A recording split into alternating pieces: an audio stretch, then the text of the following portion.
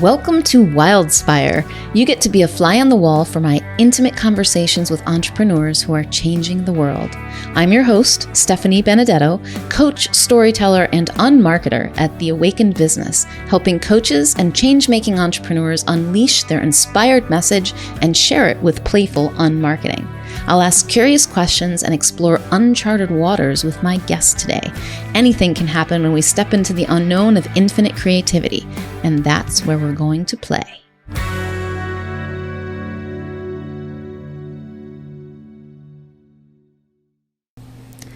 My guest today is Peter Sleigh, a transformative coach and also a friend, who I've called Peter the Profound on many occasions because of the deep questions he asks and the profound stillness that he inspires. When I asked Peter what conversation he'd most like to have with someone, he said, an exploratory conversation where we see fresh what's possible when we forget what we know and look together. And that's exactly what you'll find in our conversation during this podcast. We talk about navigating times of transition, being in the space of not knowing, and trusting the universe to bring what we need. Here's a bit more about Peter Sleigh. Peter Sleigh has devoted his life to understanding more about how life works and helping others to do the same. This has helped himself and his clients to have unbelievably rich lives. He's currently apprenticing with super coach Michael Neal and working towards certification as a certified master transformative coach. Peter graduated from Michael Neal's Super Coach Academy as an advanced transformative coach in 2019. Peter also holds diplomas with distinctions from the Coaching Academy in Personal Performance Coaching and Small Business Coaching and is an NLP practitioner. Peter's business career saw him create the accountancy business, Sleigh & Story, from his back bedroom and grow it to eventually employ 25 people in the UK and India before selling to a management buyout in 2020. This experience taught him so much about himself, life, and business, which he in turn uses to help others through his coaching. Peter is also married with a teenage son. Without further ado, it's my pleasure to introduce you to Peter Sleigh. Hello, Peter, and welcome. It's fabulous to see you today. Yeah, it's fabulous to be here, Steph. I'm so honoured that you've invited me along. It's always cool to hang out with you and to hang out with the cameras rolling as well. Well, what more can we ask for? Yeah, I wonder what's going to happen with that setup. And of course, I've been thinking about you. It's been a while since we've talked, and I want to share. I'd seen how I met you. So I'd seen you at the Genius Catalyst events with Michael Neal, and I think that's almost 3 years ago now. My goodness. Wow. And I'd seen you kind of walking around, and I was like, who is that guy? No, very suspicious. But we were given this assignment, or one of our exercises was to be moved by inspiration. Yeah. And I mean, that's like a question itself. How do I know I'm moved by inspiration? What is inspiration? What's not inspiration? So we had to explore this. And I remember I went outside and I just sat for a while, and I kind of noticed, do I want to get up? Am I being inspired to get up? It was very funny. I mean, I had a lot of thinking about it. But at some point I got up and went for a walk to the beach because we were in Santa Monica, right? And I remember I walked down the steps and there was this man sitting there, and it was you. And I said, I want to talk to him. And I sat down next to you and we had a conversation. That was the first time we really spoke. And it was great. I loved it. So yeah. That, you know, I've followed you and we've spoken a few times and I've seen your journey. And I know that you've been on this adventure of transition, that you had this very successful accounting financing business that you've since sold. And now you're on the journey of who knows, right? As we were talking about, like it might look like coaching because you've done a lot of transformative coaching and have studied and apprenticed with Michael Neal and all of these things. But like, what's happening in your life right now? Tell me a little about it. Yeah, I feel very much at that point where I don't know. And it feels to me, so the way I see my life is I'm available to be used as the universe sees fit. And and that's a much nicer way to look at life, rather than this is what I must do, or this is what I ought to do, or this is what I want to do. Even I just feel that the universe just gives me the signs as to what it wants me to do, and for me, it's about being available to the universe, being open to the universe, to God, if you like, to hear what he or she wants me to do in this moment, and kind of not to look any further than that. And I feel very much in that space. It's where, if you'd have asked me a couple of months ago, it would have looked much more certain around going down the coaching line. And I'm still coaching, but I'm just open to being guided. I'm just open to going in whatever direction that takes me. And that's a really cool space to be. It's a scary space at times. It's an uncertain space. It's an unsettling kind of space. I feel quite unsettled at the moment. But I know this is the space to be. I know that this is how I want to live the rest of my life, just being guided moment to moment. I kind of feel like travel is involved in it, but I can't travel at the moment. That feels a little bit kind of frustrating at the moment, but it's like just sitting with it and just allowing myself to be guided and being available for whatever that looks like, whatever shows up. It's that everything comes from nothing. It's sitting in that nothingness until something shows up, and we're not in charge of the timescale. So it's being happy to sit in that nothingness until something becomes obvious, and that is how creation works for me.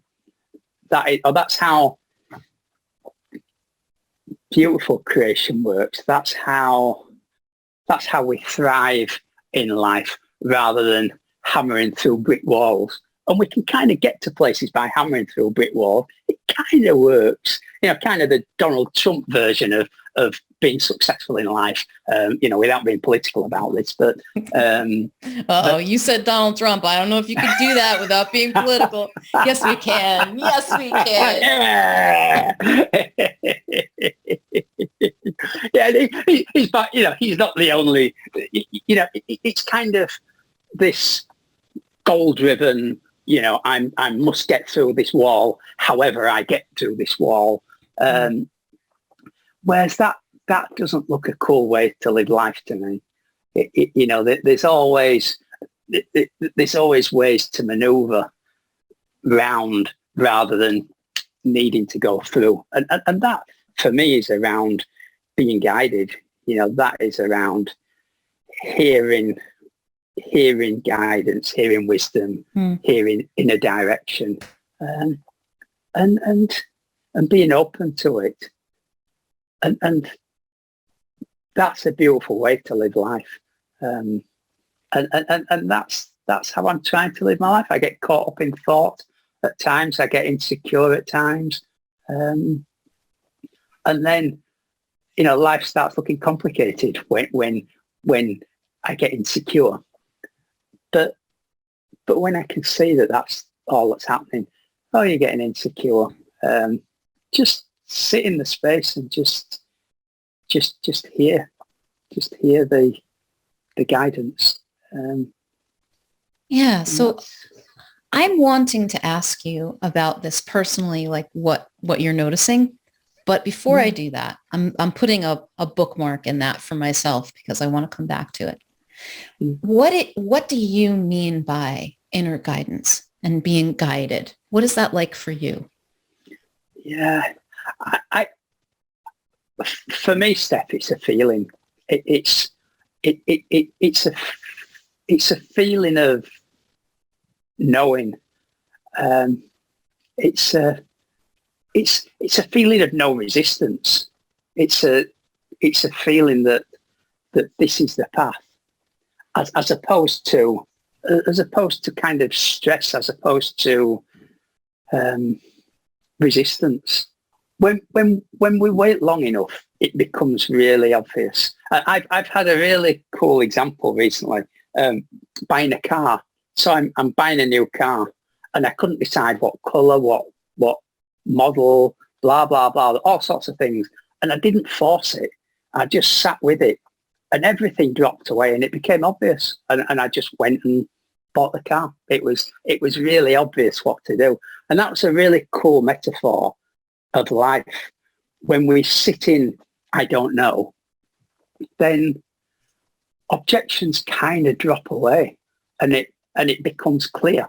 But in the universe's time, not in our time. And that can feel unsettling at times, around sitting there long enough. But I know I have this knowing that it will show up, that all will be revealed in its own time, rather than in my time.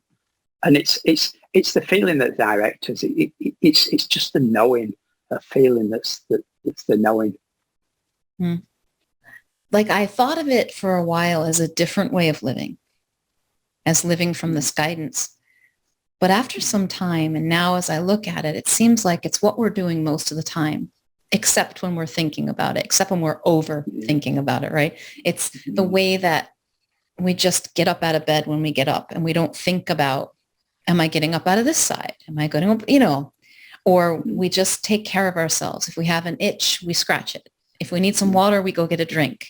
It's that simple in our design, the guidance that leads us to what it is we're looking for. And it's no different or what it is that's calling to us, right? Like, there's this, I like what you said, being used for, and I want to ask you more about that too. Yes. What do you mean by being used by the universe? It feels to me like it's a moment to moment situation, and just being available. So if the universe wants me to coach, then the universe will kind of put coaching clients in front of me. And now that doesn't mean I just, I sit in my chair and smoke a cigar and that there's a queue of people waiting to be coached. But there's something about it will be provided. And if I have no clients to coach, then the universe is kind of telling me something. It's waking me up to being open to doing something else. And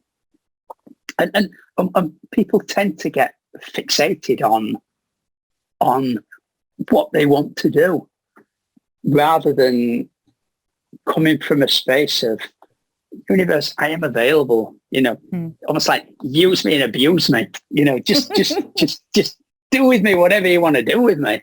So where do you see, do your desires or your inspiration, like, does that have a place in there, or where does it have a place as you see it in what the universe is desiring to, how the universe is asking to use you? Yeah, I think that's a really good question, Steph. And it's about, it's kind of about what is Peter and what is God, or what is Steph and what is God, and what is the relationship between them. And kind of, do we actually have any say in anything? Or are we guided? I don't know the answer, but I really love handing it over to the universe. This is up to you. Just guide me. Just allow me to serve. And does that come from God, or does that come from me? I don't know. I I like the idea that it comes from God. I guess my job is to allow God in. I do have a free will to allow me to dismiss how God is guiding me, but that will end badly. That's got stress written all over it. That's burnout. So we kind of have a free will there, but it's really about hearing. It's really about hearing. I'm using hearing as a sense, but it's about sensing. It's about feeling. It's about knowing. And if we stay in this space of nothingness, then that knowing becomes obvious in time. Just as with the car, I didn't know, and then I knew. When I sold my accountancy business, I was in Liberia. So I was having my whole world turned upside down in Liberia, which is the fourth poorest country in the world in Africa, where people don't eat. And I was talking to another coach, and 1 second I didn't know, and another second I did know. I just knew it was time to leave, just like that. It just became obvious. And I came back from Liberia, met my business partner, and said, "I'm out. It's time to go." And that's that same guidance that's there always for us. As you say, when we scratch our nose, we know to scratch our nose. Yeah, it's that simple and that obvious and that automatic. And what I'm hearing in what you're saying, Peter, is really like the image that came to mind for me is as if we're floating on this ocean, just held by this ocean. I do like that. It's just like life, everything that's sustaining us. And at some point there's a current. Maybe it's a river if it's got currents. I don't know. But there's a current that just takes you and you're just moving with it, right? Mm-hmm. And it's so different from much of what I heard in the empowerment coaching and results-oriented coaching that I came up in. And that was really useful for me for a time, that took me from feeling like a victim in my life to feeling like an active agent in creating my life, which felt a whole lot better. But I did notice, I think it was about five years ago, maybe 6 even now, that I started asking for this thing called surrender after reading The Surrender Experiment by Michael Singer. And I didn't know what that meant, but I started asking about it. And I hear you speaking to that, like this, just use me, but it doesn't feel passive somehow. And it doesn't feel like it doesn't include my desires or my preferences. Like it feels like, to me, part of the guidance is recognizing that it's for me, not that it's thrust upon me, but I probably wouldn't have chosen it if I chose it from my rational mind and what I thought I knew about this person, Stephanie. I found myself in that now. I'm like, oh, apparently it's one of those, apparently I'm doing this now. I want to do this because I'm doing it. I'm excited by this. And these things are not drawing me anymore. And do I need to understand why or wherefore or where this is taking me? No.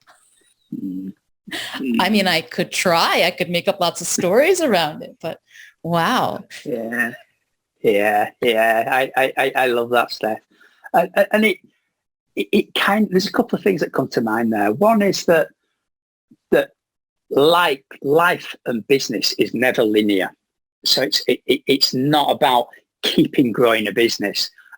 For me, it's about a sort of mountaineering way of talking about it would be, you get to first base and then you take another look, and then you get to second base and then you take another look.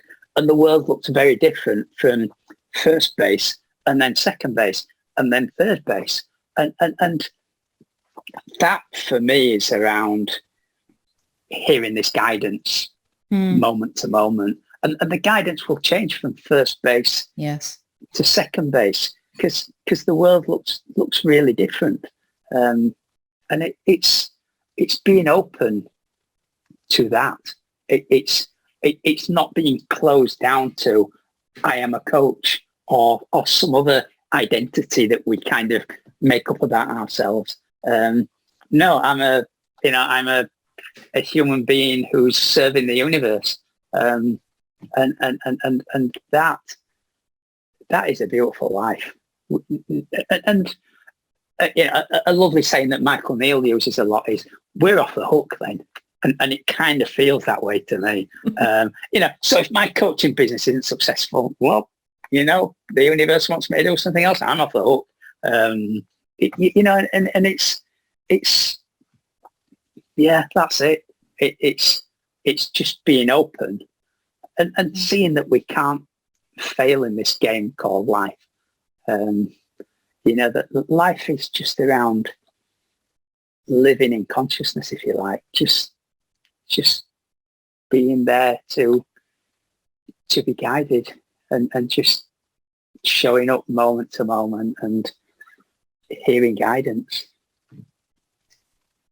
So I want to ask you, what were you doing in Liberia when you were there and then you knew to leave and your accounting firm was ending? And I was with my coach actually. So my coach at the time, it was quite linked to Rich Litvin actually. He, and I haven't worked with Rich. I don't know him. I've never saw it. I don't know.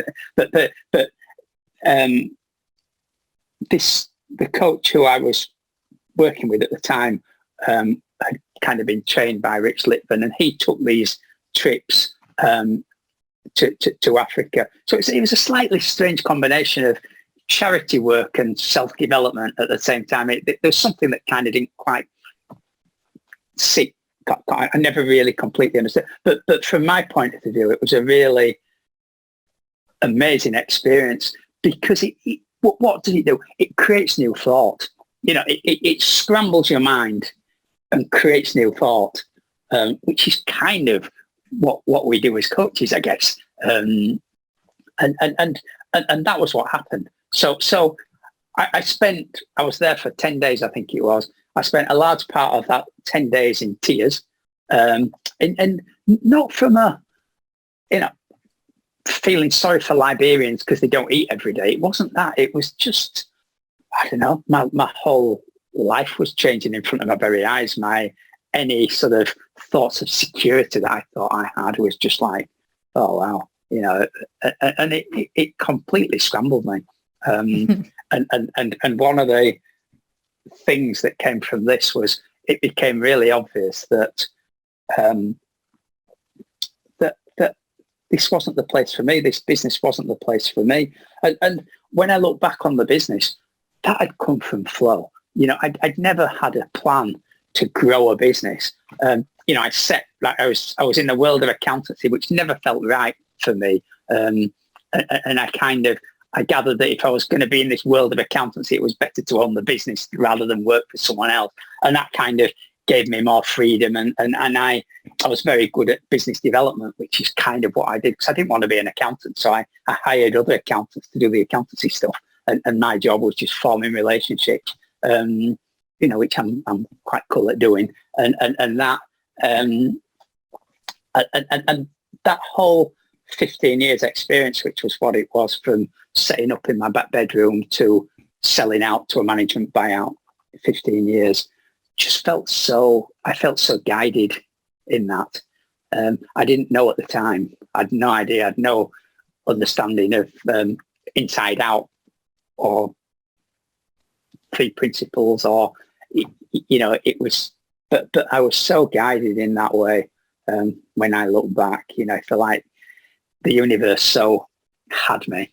I had no choice in what I did. Is how it looks, as if I was just being guided, and that was such a big thing in which I was guided for. There was no doubt about it. It's time to go. The word that springs to mind is brave, and brave isn't kind of the word that if I'm going to say it anyway, but if we're brave enough just to hand our lives over to the universe, say, it's yours, use me, then that is just a beautiful life. Mm. I found myself asking, I was like, yeah, how do I hand my life over to the universe? And I'm like, as I'm asking it in my head, I said, no, I don't really think I like that question. It's more like, what if I did? What would it look like? Like that question to me is like, what would it be like? And something moves in me towards it. Like, oh, I don't even know what it means, but just asking that question is opening something up for me that, oh, there's something that I feel I still got a little grip on, I'm still trying somewhere. And I'm like, oh, I would not do that, whatever that is. I would just not. Yeah, I love that, Steph. I love that. Yeah, something that's coming to me more and more in my life is just awareness. So for me, it's just having an awareness that I can do that. Just having an awareness that we can't get this game of life wrong. So kind of what stops us doing that will be thinking we have to create certain outcomes for our life to be a success or something. Whereas, when we can just see that there's nothing to do, just keep breathing, just keep getting up every morning, if you like. And that's all there is to do. And just see where life takes us. And I say the feeling will guide us. People show up and it's just such a rich life. And it's so simple. The other kind of thing is, when life looks complicated, we've kind of lost our way.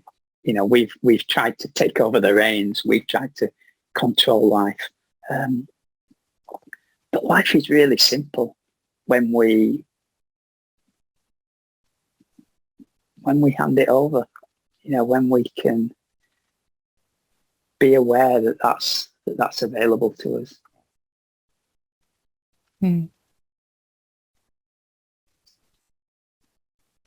I am, even as I'm listening to you, a part of my mind is trying to, I'm thinking, what about the people who don't see that? Because and I almost can't even do that anymore, because it's so clear to me that, yes, that we can live life this way, that is actually how we're designed to live. That's what we're doing anyway. All we're doing is creating this mind friction, this thought friction that just drains our energy and doesn't ever take us out of the flow we're already in. It just kind of creates friction for it, right? It doesn't flow with the ease that it could. And I see the remnants of it in myself sometimes. And I also see it in other people. The fear that if I don't, there's nothing that's going to do it for me. That if I let go, there's nothing to catch me. If I just float, I'll just sink to the bottom or never move anywhere. How would you speak to that? Well, what comes to my mind, Steph, is that it seems to me that talks to a paradigm of life, that our job in life is to cram as much as we can into the 90 years that we're on planet Earth or whatever. Whereas that doesn't look true to me. It probably did at one time. But if I died tomorrow, what a blessed life I've lived. And it's like everything else is a bonus. It's when we move away from the paradigm of that there's something to do in life other than to accept the gift of life. And that's it. accept the gift of life and be grateful for the gift of life, maybe. But even that's probably something more to do than we really have to do. Yeah, it's more like just being the gift of life, being life. Yeah. All of that is encompassed within it, right? Yeah. Yeah, absolutely. Absolutely. That's a rich life.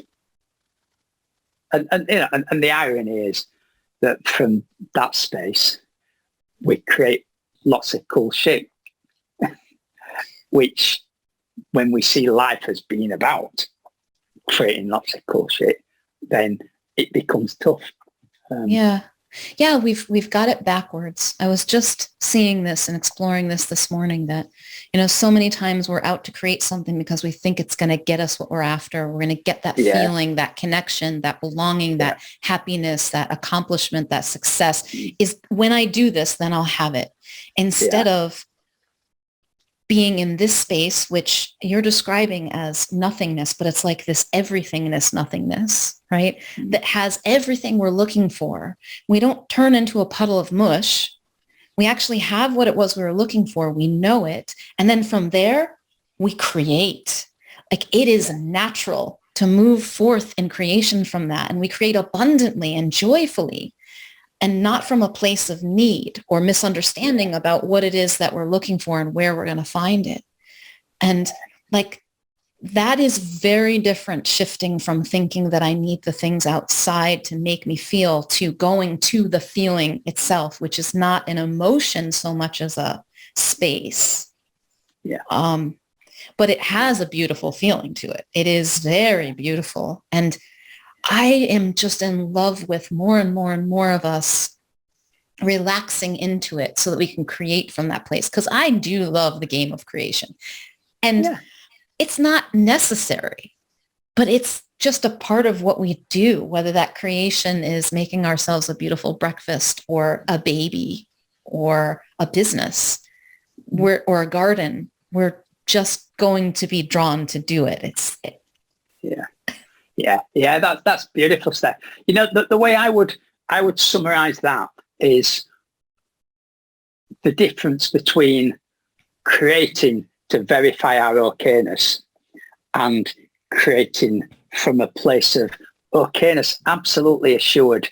And from that, it's fun. It's a game of life.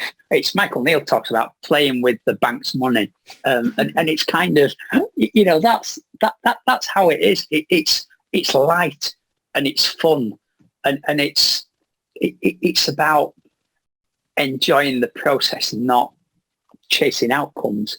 And it's a completely different game, that is, when we're coming from a place of okayness, when we're the smile's already on our face. We don't need to get somewhere to create, to give us that smile. Michael Neal calls it creating from being at home. You asked me about my apprenticeship. One of the sessions we had was I talked to Michael about growing my business. And he asked, can I ask you a question first? And the question was, okay, this is home. This is the porch. This is the street. This is the town. This is the neighborhood. This is Europe. This is the world. Where are you in relationship to home? And that was so powerful, Steph. And that helped me to see that actually I didn't want to create it in the first place. I was kind of doing this because the dreaded shoulds were coming in. Yeah. And that was so powerful. To create from home is a completely different game as to create something because I feel I need it, because I should do it, because I ought to do it, because I must do it. That's a completely different game. Wow. I feel it when you say it, Peter. I love that. Creating from home. And what is that? Where am I creating from? And what if I was creating from home? How might that be? How might that be?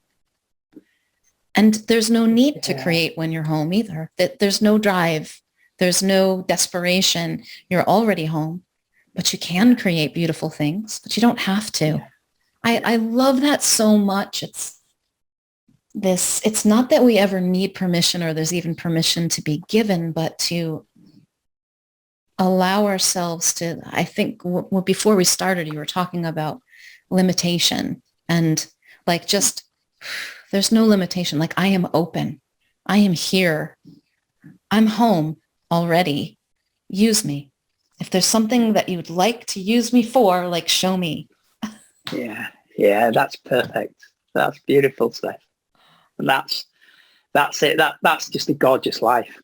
Being at home and being available to be used by the universe to create. Because again, creation. Yeah, go on, sorry.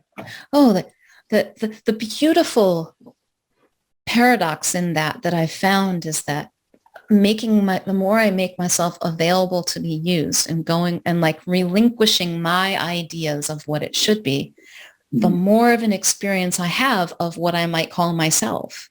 Or it's not really myself, but the more rich, full experience of life I get to have. It's not less. I didn't lose anything in doing that.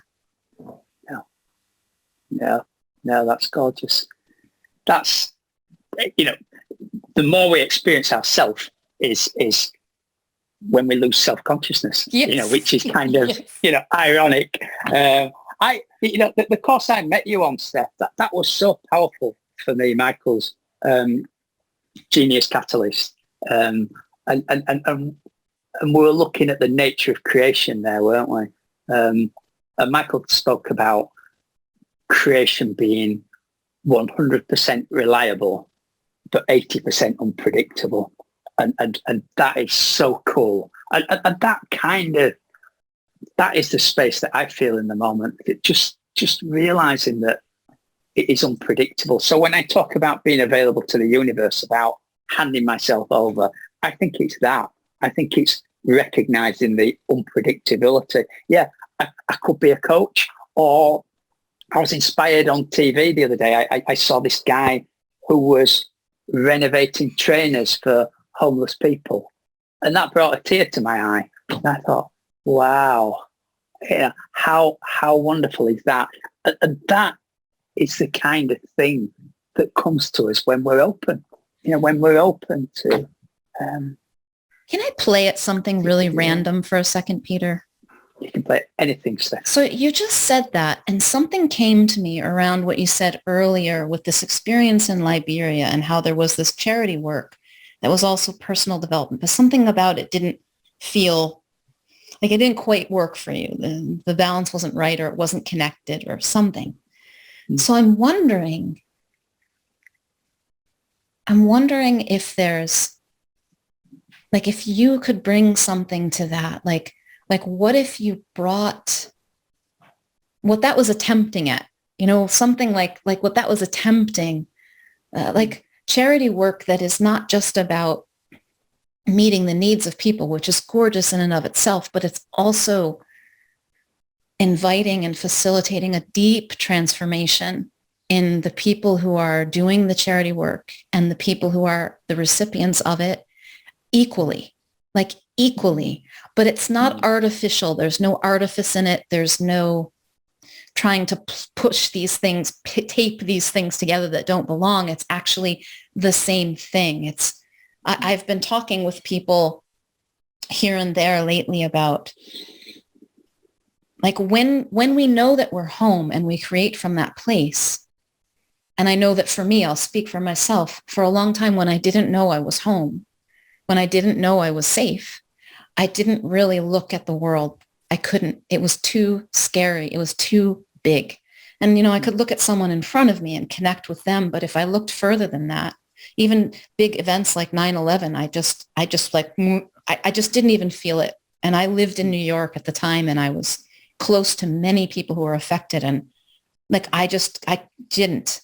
And I think I'd closed something off. But as I felt more and more safe, I'm looking at the world, and wondering how the universe might use me to meet the needs of the world. Yeah. And it doesn't feel like doing a charity thing. It feels like just being me. And we are an ecosystem. We are all connected. We are all the universe. And seeing that and knowing that, and from that place, what we call charity or personal development is completely different, because there's nothing that we need to change. And yet we create things together that bring beauty and lightness and ease and help relieve suffering. Yeah. Yeah. Yeah.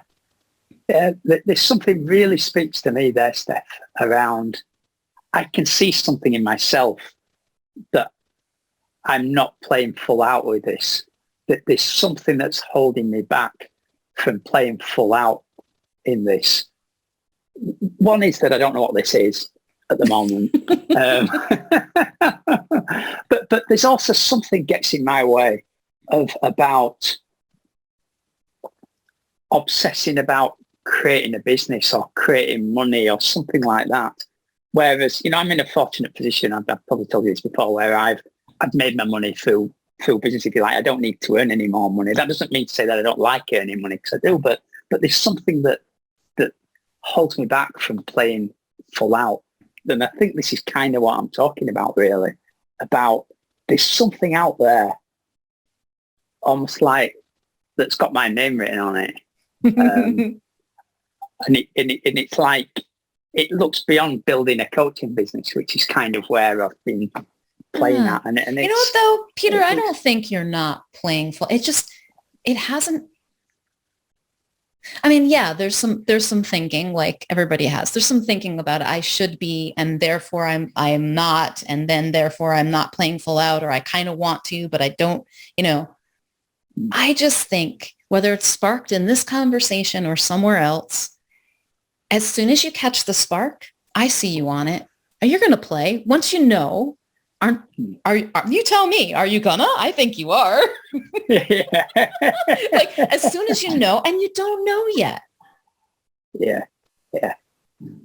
Yeah. That's really exciting, Steph. That's really exciting. That's what I'm talking about. The feeling. Suspected there was something, like when the way you talked about it, I was like, ooh, what's that? I don't know what it is. I don't know. You don't know what it is, but we can wonder about it a little bit and go, oh, it seems like there might be something. Yeah.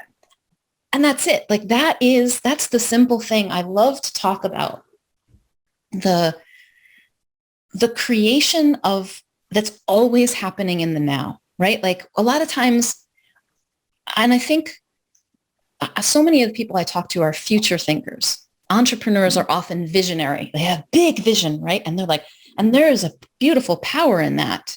There's a beautiful creative capacity in that, to envision something and then move towards it and create it. Yeah.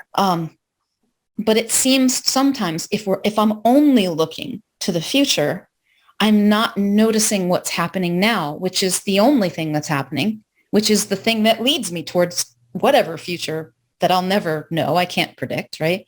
And so I've become really fascinated with what's happening now, and like listening and feeling, and I do it with other people because, a lot of times we're kind of like wondering and looking for the clues. And I'm like, what is happening? What do you notice? Like, and maybe there's just space. That's happening too. That's incredibly creative. But there's just something in that I'm like, you're already on the path. You've already begun. And, we're not doing anything, sitting here, but we are creative creatures. Like the universe is creating through us in this conversation. And every journey, no matter where we go, begins from now, happens now. It's already happening. And when I think that, I get so excited because I don't ever have to do anything. Yeah. No, and this is it. This is it exactly. This is the universe working through us. We're open to be used, and that's beautiful. That's really beautiful. And so something that just came to mind as you were talking was I started my self-development journey, as quite a lot of people did, I think, with Stephen Covey and his 7 habits. And he talked about everything being created twice, once in imagination and second in form, which isn't dissimilar to three principles kind of stuff around, it goes from the formless to forming thought and then forming material or whatever. And that's it. That's it. That's the nature of creation. But recognizing that creation works much better through us, or we get in our own way of creation when we put limitations on it, when we put self-consciousness on it, when we're attaching ourselves to it, we're attaching our okayness to it, which is really limiting. So where, if anywhere, do you think goals fit in with creation? And so that's kind of like the traditional empowerment model is set a goal and then be like a pit bull and move towards it. And I've done this many times in my life and found it to be, useful for creating things. Like how do you see that now? Well, it's funny, when you were talking earlier about these, I can't remember the word you used, these weren't your words, but something like these super entrepreneurs who have these great visions. But the guys who came to my mind were the guys who want to go into space. So Elon Musk and Richard Branson, who are kind of have this bit of a competition to kind of see who gets paying travelers into space first, kind of thing. And now it seems to me that something as big as that, you can't do it without some kind of process of which part of that process has got to be goal setting. Even if it's only, let's have the astronauts at this place on the 13th of March at noon or something, ready to blast off or something like that. That's cool. But where it stops being cool is when we become fixated on it and not open to hearing the continuous guidance, if you like. We're then stuck in the old rather than being completely open. So I suppose you could rephrase that as having in the moment goals.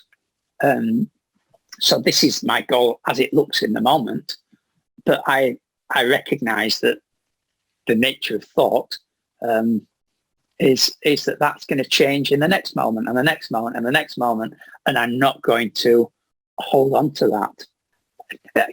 There's something about me that doesn't like the word goal, and I think that's about me. I don't think that's anything that goal is about. It wouldn't be a word I'd choose to use. Probably intention is a softer word to use. But I think, it seems to me that, we want to live our lives in the moment, but we also have to recognize that to create something big, there needs to be some kind of process, some kind of structure to it or something like that, but still staying open to it. So for example, when we do a presentation, I love speaking off the cuff, but realistically, if we want to, if it gets bigger and we want to be sure of covering everything, then it's kind of cool to have some kind of, some kind of, what's the word? Structure again won't be the kind of word I'd want to choose, but something around that. Does that make sense? Yeah, is that the outward? Is that where you see it, Steph? I'm playing in this. I'm playing in this space and kind of noticing and learning. And I also have a reluctance to use the word goal because of what it used to mean to me. It used to mean one thing that I will achieve no matter what. Come hell or high water, I'm going to do whatever it takes. And I'm going to push myself and I'm going to drive myself to achieve that goal. And if I don't, I've failed. And that is not what I'm after now. Definitely, clearly not. But like, for example, sometimes I like the word target, which is kind of like I'm aiming in a direction, but I'm also open. It's not about the word that I use. It's about the way I approach it. So like right now I have an income goal for myself that I'm after creating, and very specifically creating it with joy and ease, like allowing it, not making it, and sort of letting it be a game of what occurs to me with that as my intention, or that as my direction, what occurs to me.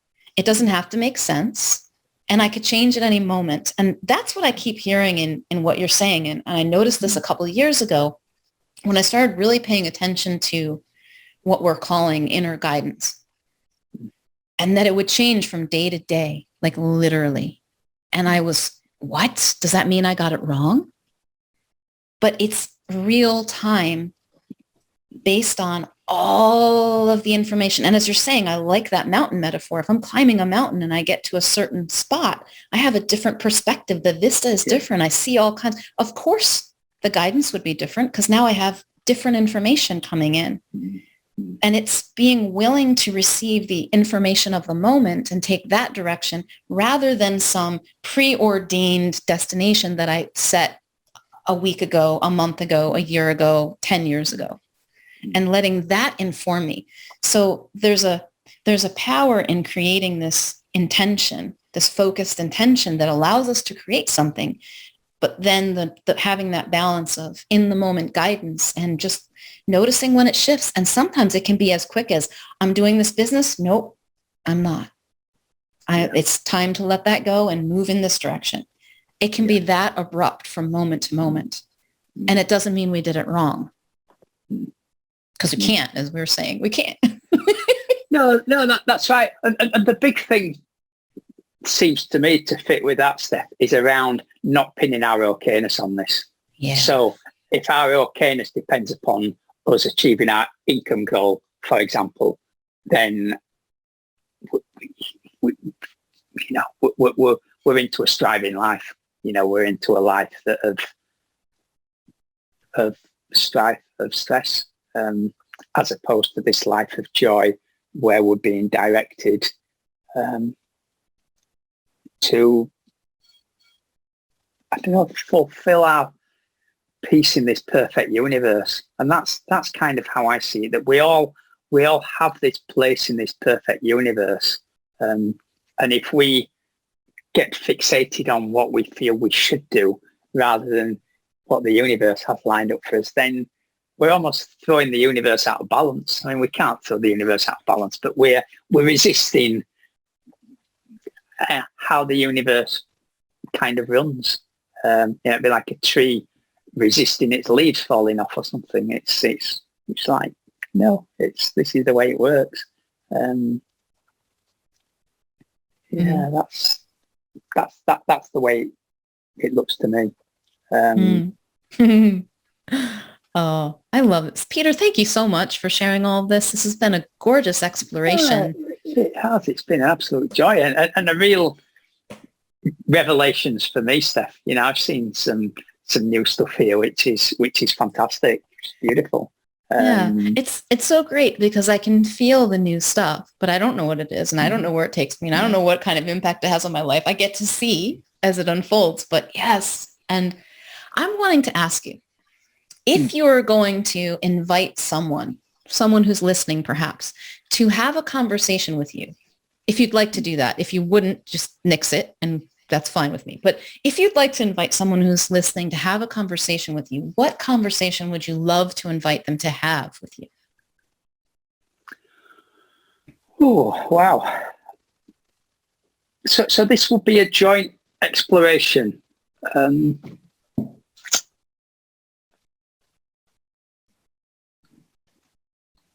And so for us both to kind of benefit, is that so we're looking at an exploration rather than me being taught or me teaching or something like that. So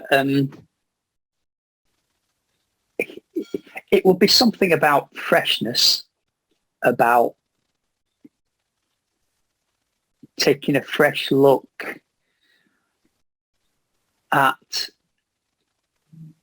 what's possible, or something like that. Yeah, take a fresh look at what's possible when we start afresh. When we forget everything that we think we know, or something like that.